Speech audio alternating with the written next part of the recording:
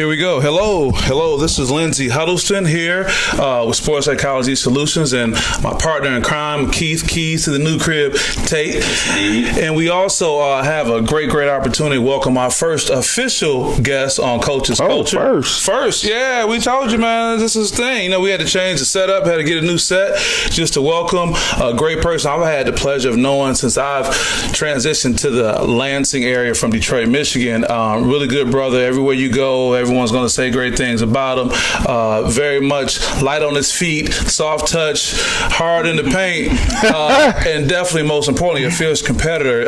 It's been a pleasure knowing you, and I'm happy to have you on the show to share some of your great life experiences and more of who you are. And I'll let our good friend Keith Tate share some more too. Jodie Clemons, man.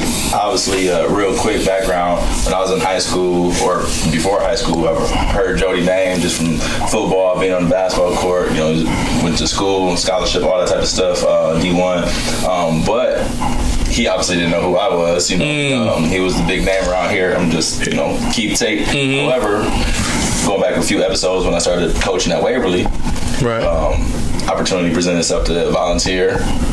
Jodie was already there. JJ Darden at Waverly on JV assistant coaching. So that's when we started, obviously connecting and so on and so forth, and just built up, a good relationship and friendship. He's someone I feel like I can definitely call for whether it's life advice, coaching advice. Someone I definitely, respect. And what's even more crazier is that while he was coaching basketball, volunteering, he was also coaching at Lansing Catholic Central for football. So football, then basketball. No breaks. Wow. No breaks. Right through. Lansing Catholic Central was, successful. Still a successful football program. So they had deep runs in playoffs. Went to Ford Field for a championship game. All that stuff. So then he's trying to do both football and basketball at the same time, which is definitely something that I thought he was crazy to do. Bo Jackson, the coach. I don't know. I wouldn't call it that. Go ahead. I'm sorry. No, I was going to say, just welcome to the show. And Keith, I think it was great that you can share because you've had this experience, and for him to already be out there when you were trying to ascend and you see someone who's there, has a great reputation. You said it was like he was the man, and you come around like, get out of here, kid, that kind of thing. No, I'm just joking. But no, that's great, Jodie. So we wanted to have you on to talk about some of your experiences, but just tell us from the things you've experienced and what you've done, what's important for you on a platform like this? Well, most importantly, like to get the messages out, to kids, the next generation. I've always focused on who's up next. Who's up next? Okay. Who's up next? So it's very important for kids to kind of take some of the advice that a lot of us, old veterans now that we used to veterans, OG. It's very important now for these kids to understand that we've been through it. We understand, the challenges that present themselves on a day-to-day basis, even more so than when we were growing up. And so now we're just, trying to share that wealth and try to keep this thing going. Keith, I know you were going to ask Jodie about some experience at Lansing Catholic, but I just want to ask you, Jodie, before you share with Keith things about that, what is it like when you look at this generation of athletes, young people, what's your impression of them now compared to what your experience was like coming up as a teen and athlete? I think a lot of them are misinformed. Misinformed. Yeah, bad advice coming through down the ways. A lot of people try to take advantage of the kids, whether financially, try to take advantage of parents. They're just getting a lot of bad advice, and they're not seeking out the people, like I said, who have been through it, who have experienced it, who are still, in the pipeline. They don't want to take that advice from, us who've been through the struggle and understand it. So I think on a bigger scale, we need to, kind of bring that back to Lansing. Start home growing our talent so that we can, put them on a platform, because as you can see, our recruiting scholarship offers for kids in the Lansing area is down, probably at an all-time high. And a big part of that is because a lot of these kids are misinformed. So we got to do a better job doing that. Information is important. So as I segue to Keith, you talk about being over at Lansing Catholic Central. Keith, you were going to ask him some questions about what was happening with that. A couple of different things, I guess, that goes along the lines of what you were just discussing. Kids. So this is kind of a two-part question, and we'll try to get it all together. With the kids, what are the kids at like Lansing Catholic Central? Are they being told different things there than the other part of Lansing community? As far as getting them going, is that from coaching, parents, administration? How is that affecting the student athletes? And then the other thing I wanted to discuss, just based off of you were part of a very successful program, which me and Lindsay have discussed before about consistency, about setting the standard, expectations, that nature. So I guess what were some of the key things that you took away from, or that you feel that you brought to the program, that either you brought and sort of took away from the program, of how they maintain that consistency of excellence over the years? Okay. I know that was a lot to spill. Go ahead. Hey, you touching my memory. I took too many hits to the head. I would say first off, I don't really think the kids over there are more informed. Should I say? I just believe that it's just a different culture, because a lot of the times, when you're in the city, a lot of us, we want to make it out athletically. That's just like our thing. We don't really say, hey, we want to be doctors or lawyers or something of that nature. Most of us grow up in the city. We're competitive. We play ball, and very much that's like, that's pretty much like our main goal. There's really no initial plan or fallback plan if it doesn't happen. It's just we just kind of just living in the moment. Some of us get lucky, others don't. There is more focused on the education point. For me, it was really difficult because I was coaching kids who treated it as a hobby, and I didn't know how to deal with that. Oh, wow. I'm like, this is my life. This is what I do. You know what I mean? They're saying, I don't really need this. Yeah, I'm going to school regardless. This is not going to feed me. Exactly right. Wow. And so it was a different transition. It really helped me broaden my horizons as a coach when I, was coaching in the city, and then I went over to coach with them. It was definitely an eye-opening experience for me, and it taught me a lot. First, the two-part of the question, the organization. You know what I mean? Organization skills. Jim Ahern over there does a really good job organizing. He gave us our calendar, what we're going to do from this month. So there's no... You can plan around it. Yeah, everybody knows what you're doing. It's not like anything is improv or nothing like that. We going, this is what we're rocking with. This is off season. We're doing this. Like, soon as the season was over, we're having a meeting. Once we have that meeting, we establish the roles in the weight room, who's going to be there this week, who's going to be there this week. So it was very, very detailed, and I wasn't used to that. The second thing was the preparation part of it too. Ahern was very diligent with his film studies, and I studied film as a football player, but it was a different transition as a coach, what you're studying for. So I had to learn his way of preparation and kind of tailor it to me. And then the third part was the versatility to coach. When I was coaching at Sexton my first 2 years, there were a lot of kids that were just naturally gifted. Like, I didn't have to work that hard to coach them because they were just blessed, gifted athletes. My most important thing was just trying to keep them out of trouble, making sure that their grades were straight, because like, you got the athletic ability, and once I teach you this high level stuff, if you soak it up, you're gonna be really good. So you were mentoring? Oh yeah, big time. Over there, I had to go down to the finest points of coaching. You know what I mean? And Coach Lyle McFadden, rest in peace, the legend over at Sexton, he taught me the most important lesson was, he said, Jody, these kids aren't you. They're not going to do what you did. You need to learn that early, so when you're yelling at them, they're not you. you're not wondering why. Right. Magic Johnson had a tough time coaching. Yeah, it was difficult. It's difficult. Or what they said, like Iron Man, when they found him in a cave, like, I'm not Tony Stark in a cave. I can't do that. I can't do what Iron Man did. They're not like you. Exactly. Well, that's great that you've been able to do that. Yeah. You know, when you talk about young people and having those different experiences, one thing I wanted to touch on that also goes with the coach's culture that we've been talking about.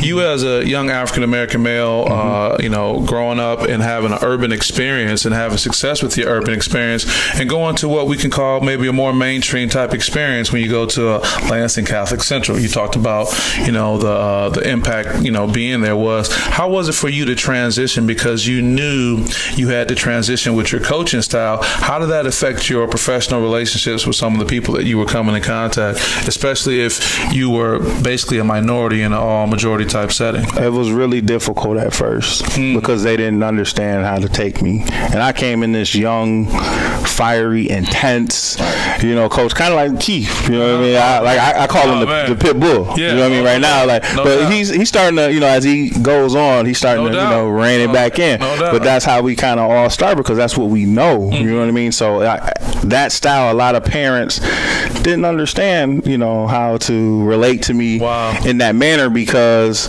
they don't yell at their kids. You know what I mean? Or they, you know, it's a different, you know, form of raising. It's not like they can miss you walking in the door. They see you coming. They're like, whoa. Right. And so once they got to know me, it kind of they began to love me, because I was starting to teach them, the kids, the importance of hard work, whether it was on the football field or in the classroom, and that all translates to, you know, life, period. I still have a really good relationship with a lot of those kids that I was able to reach. Even the parents, when they see me out, you know, it's all handshakes and just, you know, love, hugs, because, you know, we accomplished a lot and we won a lot of games over there, and they're still, you know, continuing to win games over there. And so it was different, like I said, but once they got, you know, wind of what I was trying to do and how I was trying to push their kid beyond football, then, you know, they understood. I think that, real quick, the biggest thing with that, though, is obviously knowing Jodie, and a lot of people knowing Jodie, people can tell when it's a genuine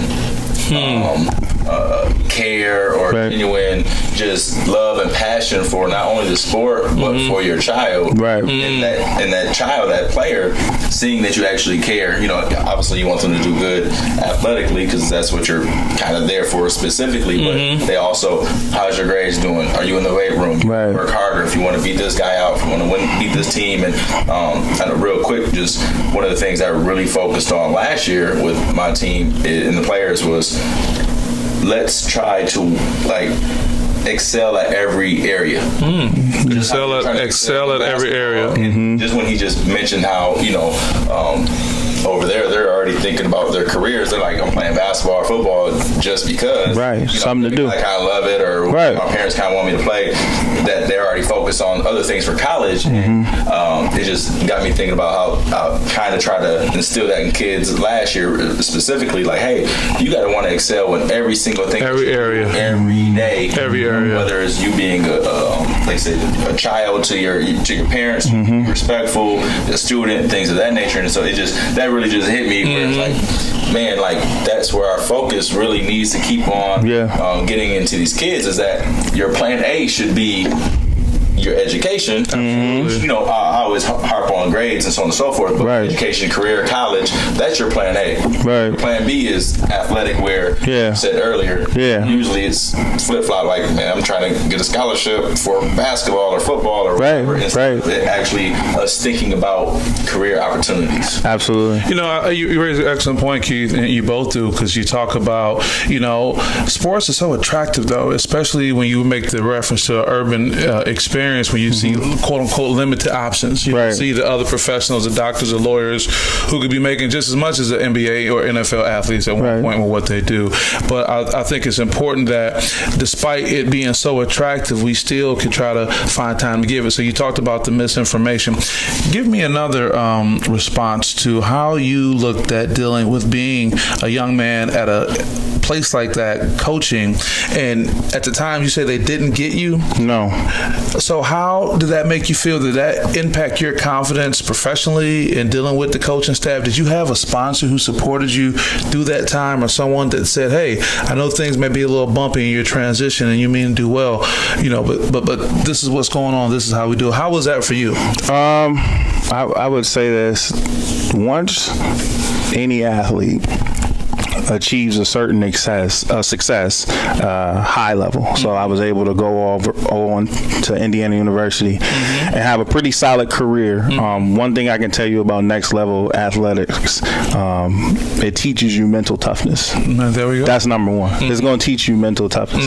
There's not a thing that you feel you cannot do once you reach a certain level of success. Sure. And so with that being said, when it came to coaching, I already knew that it was going to be a difficult road, but I already knew I was going to grind. I already knew I was going to put in the work, and I already knew at the end of the day, I'm buying and investing in myself as a coach. Yourself. That's what I do. You know what I mean? It was no different from high school. When I was in high school, a lot of people don't know that I only played 1 year of high school football. Wow. To go on to be a Division I football player. Yeah, sure. And kids think they can do that. And I'm like, you don't understand. Like, I put in that work that entire time of high school. I just decided when I was a senior to show up and play football. But I had already put the ground and the foundation work into being a high-level athlete. Sure. You got kids saying, "I'm going to do the Jodie Clemons plan. I'm just going to do 1 year." Right. It's like, it's not going to work out for you, man. Imagine how, Lindsay, if you were a coach over at Section at the time, how pissed you would be if Jodie Clemons was walking through the hallways and he's not playing. Oh, and he couldn't get him. No, we've had that. I've had guys who went to the next level and just did that. But no, that's good that you got the experience and came back. If I could talk about what you're saying about the experience with some athletes, they see sports and I got to get that professional lifestyle. I got to take care of my family. The real hardcore stories, and compare that to an experience like Lansing, Catholic, where many were saying, well, it's a choice whether I choose to play, and I probably don't have to play, and I probably won't because of that. Now let's transition when we talk about pulling from the headlines. Ed Oliver, a player for University of Houston that made what they're calling Jacket Gate. This experience where, potential first round draft pick whose status has been teetering based on these things happen. And his injury, of course, he's been out 4 weeks with an injury. His coach, Major Applegate, what a name. I mean, that's a name for a story. You got to have a story going on with a name like Major Applegate. Applewhite, excuse me. All right, the gate, thank you. The same piece. Let's keep it going. So he attempts to take the jacket off of, the player, saying it's a team rule, and you and I kind of clarify later. Not an NCAA rule, but this is a team rule that as a player, you can't have a jacket on if you're not playing in the game. Am I correct? Yeah. So going forward, he proceeded to respond in a very demonstrative way. He clearly was upset, clearly was angry, and it definitely was a thing. And the last thing I'll say as I get your perspective on this is I found it very interesting how the coach was extremely calm and under pressure, calm and very relieved as he walked to the locker room despite this player menacing and grimacing and just doing all the things that you hate to see happening, with the player and the coach. Yet and still, this person still may, go to the NFL as one of the top draft picks and move on. So what's your take on that, Pete? First, the response from the kid was wrong. Let's just say that. You can't respond like that. He's got enough on the line that you have to think about the big picture. You know what I mean? With these general managers from the NFL, obviously we're in a very sensitive state in the NFL with anybody rebelling. That's a good point. You know what I mean? So, you got to understand. This is post-Kaepernick. Yeah, absolutely. Wow, so you got to understand that. So you got to really, keep it calm. But as a coach, why is this a rule? That's number one. Like, why is this a rule that somebody in a rule book somewhere? Yeah. Why is this a team rule when it's cold and guys who aren't playing are the coldest? And he's been in that warm coat for a while. Yeah. And take it off. Yeah. That to me it was just a petty rule. In some way, it seems as if he's trying to punish or belittle people who are injured, which does happen. It does happen in high level sports because coaches, they're, hey, they're making money. They don't make money to lose games. And then you're a high profile player. His job's on the line when his high profile players aren't playing. You know what I mean? So obviously that's the the other side of that too. And I mean, it's just. I mean, it's kind of hard to put it. You got to kind of really be in the mindset to understand. I was injured going into my second year. Oh wow! At Indiana, and when you're injured, you don't have any value. Basically, you just kind of an outcast. Your teammates, you're already a number. Yeah, your teammates got love for you, but you got love on the low, like they going the other way. Your teammates love you. You know what I mean, and they try to keep you mentally engaged. Sure, but that coach is like, hey, what's going on? I had a coach ask me, he says, what's going on with your situation? I'm like, the situation, surgery, I'm trying to get back, you know what I mean? He says, well, you look like a fast healer. You look like a fast healer. I'm like, okay. That's funny as that. Yeah. He said, you look like a fast healer. And I'll never forget that conversation. And then, he was like, well, if you don't know, how did he put it? He said, yeah, if you don't know when you're coming back, then who knows? And I looked at him with a straight face because I was getting ready to get angry. And I said, God. He's like, well, talk to him then. I mean, seriously, this is a real conversation.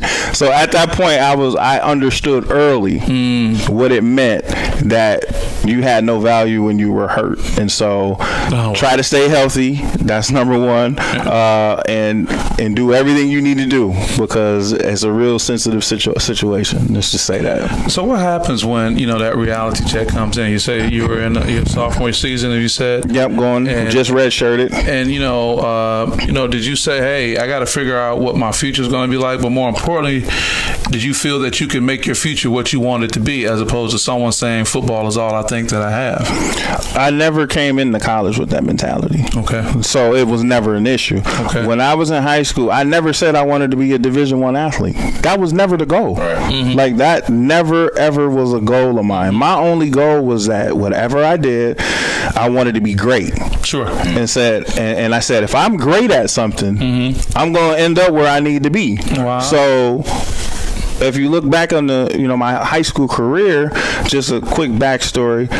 I did the discus, and I'm the greatest discus thrower in section history. The record still stands. And at the end of my high school career, I had offers to go do shot put and discus, track and field in college. At the time, our sack record held by my big brother, Damian Gregory, was 15 at Sexton. I wanted to beat that, so I did. So I got 16. So at that time, I was the greatest in sacks at Sexton High, and the phone was ringing off the hook.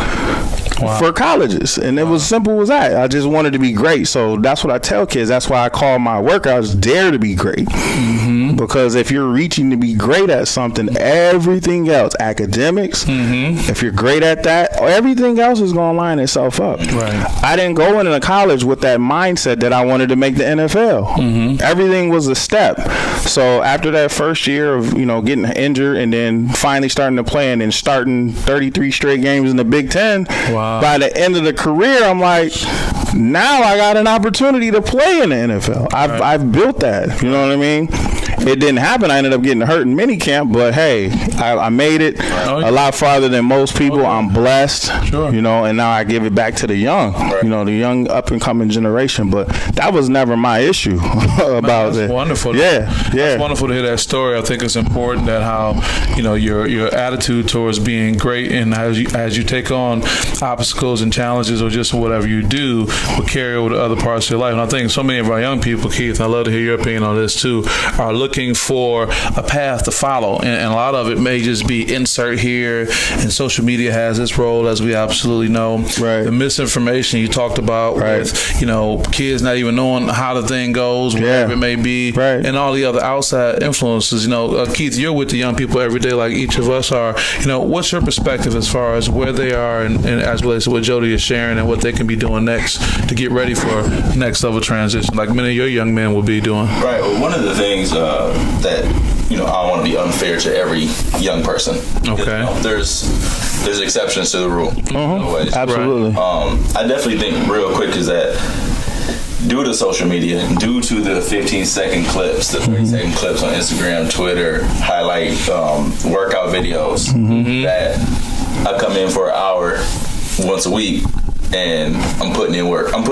Sure. That's not you daring to be great. Not at all. Putting in the time. Not at all. For, the energy needed, whether that's for academics, athletically, you playing a band instrument, any of those things. Sure. So one of the things that, is very important, as we've discussed, is really getting the youth and telling them about the opportunities. There's a gentleman at Waverly High School. He said he's thinking about possibly, going to being a trainer, like physical athletic trainer. Yeah, absolutely. Where you don't necessarily have to go to college for that. Sure. However, one of my goals to do before the end of this year, before 2018 is up, is Jasper. That's with Utah Jazz. Yeah. I want to, reach out to him. Yeah, Jasper has a great story. Just to let my guy know, and I think that's just important for us to give examples to the kids. To say, hey, you know what? I know such and such. Let's see if we can try to get him on the phone to say, hey, these are the type of grades you need to go to D1 for athletics, or for you to get in this type of profession. This type.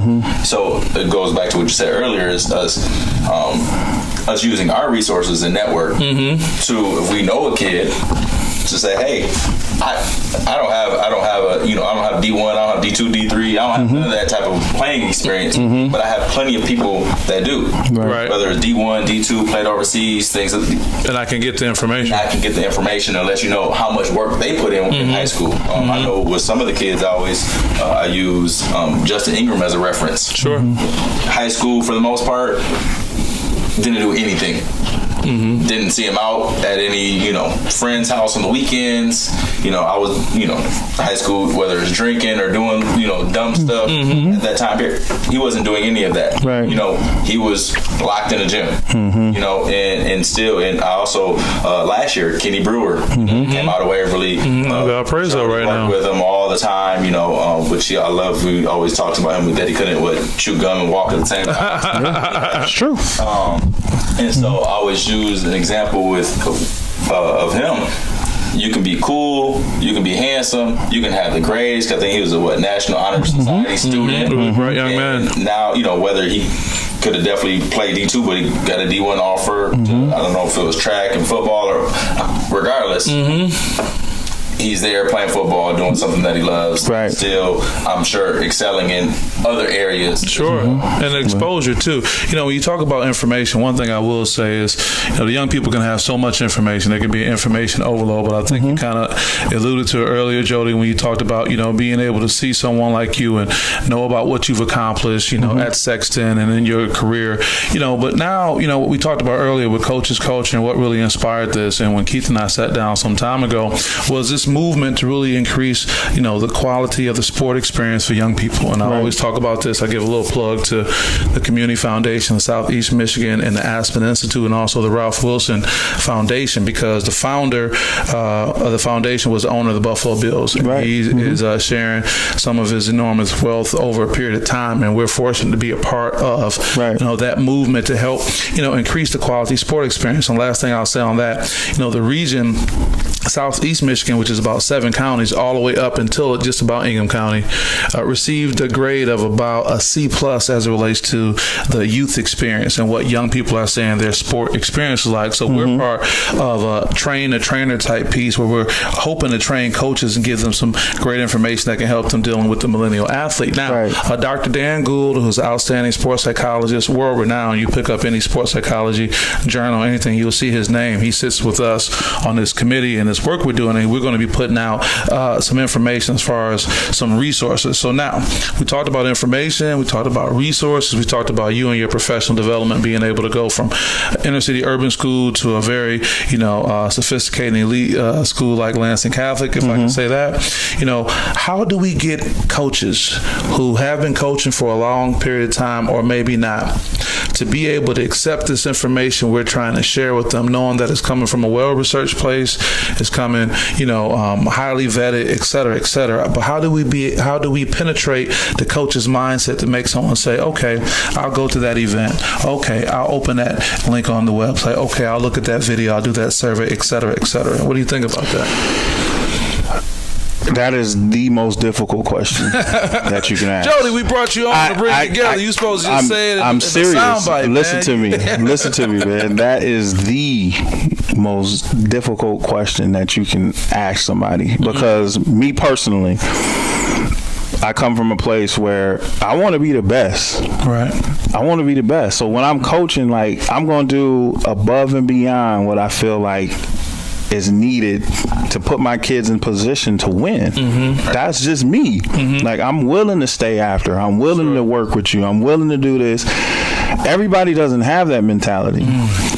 Some people do it because they want to, get the couple extra dollars. Sure. You know what I mean? Sure. Let's just keep it real. Do cash. I literally just put this on social media maybe a month ago, that coaches have to do a better job of sharpening their tools in the off season. How can you expect your kids to go to the weight room and get better as athletes and improve and come back next season better, but you're not willing to do that as a coach?